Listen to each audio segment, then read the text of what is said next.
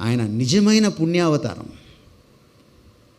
అంతేకాదు, ఈయన ఎందుకు వచ్చాడంటే, ఈయన దుష్టుల్ని శిక్షించడానికి, శిష్టుల్ని రక్షించడానికి రాలేదు.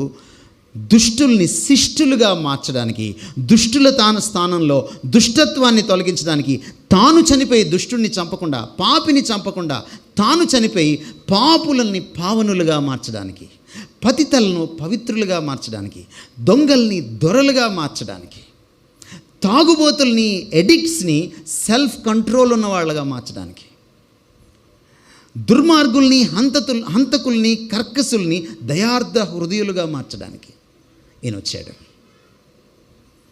ఆయన సొసైటీలో చేంజ్ తీసుకురావడానికి వచ్చాడు. యేసుక్రీస్తు గురించి చెప్తే మనం ఎందుకు టెన్షన్ పడుతున్నాం? ఆయన దేశాన్ని స్వస్థపరిచేవాడు, ఆయన దేశాన్ని ఉద్ధరించేవాడు, ఆయన దేశానికి ఆశీర్వచనం ఈ క్రీస్తు. మీరు ఆలోచన చేయండి, బ్రిటిష్ వాడు వచ్చిన తర్వాత మన దేశానికి ఎన్ని సంవత్సరాలకి స్వాతంత్రోద్యమం స్టార్ట్ అయింది? మీరు వెళ్ళి చదవండి, చరిత్రలోకి వెళ్ళి. ఎందుకు లేట్ అయింది స్వాతంత్రోద్యమం స్టార్ట్ అవ్వడానికి? ఎందుకంటే మనకు పాఠశాలలు లేవు, అందులో అన్ని కులాలు చదవడానికి లేదు, అమ్మాయిలు చదవడానికి లేదు.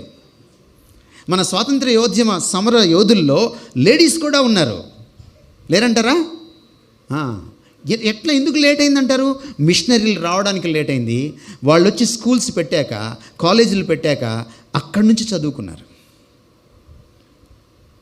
బ్రిటిష్ వాడు ఒక టైంలో భారతదేశానికి స్వయం ప్రతిపత్తి ఇవ్వాలని చెప్పి బ్రిటిష్ పార్లమెంట్లో ఒక ఆలోచన వచ్చినప్పుడు, భారతీయులకి బ్రిటిష్ ప్రభుత్వంలో జాబ్స్ ఇవ్వాలనుకుంటే, ఒకనొక టైంలో స్వాతంత్రం రాకముందు there was no single graduate in India, there was no single Indian graduate in India.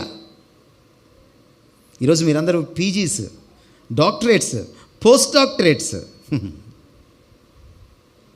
నా బ్లెస్ చేయడానికే వచ్చారు వాళ్ళు. లెట్ దేర్ బి ఇండియా నేను పుస్తకం రాశారు మా గురువు గారు డాక్టర్ బాబు వర్గీస్ గారు. యుఎన్ జనరల్ సెక్రటరీతో కలిసి బ్రేక్ఫాస్ట్ చేసేటువంటి మహానుభావుడు.